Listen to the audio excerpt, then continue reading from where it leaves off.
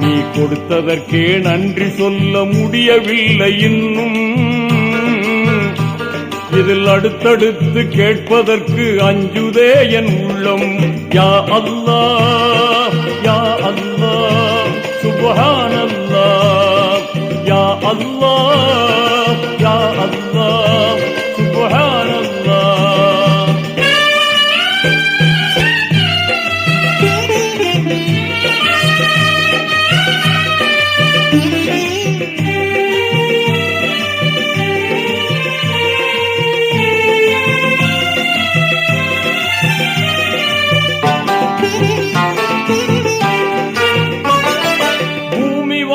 மண்டலங்கள் பொருத்தமாக படைத்தாய், அதை புரிந்து கொள்ள புலன்களையும் திருத்தமாக அமைத்தாய்.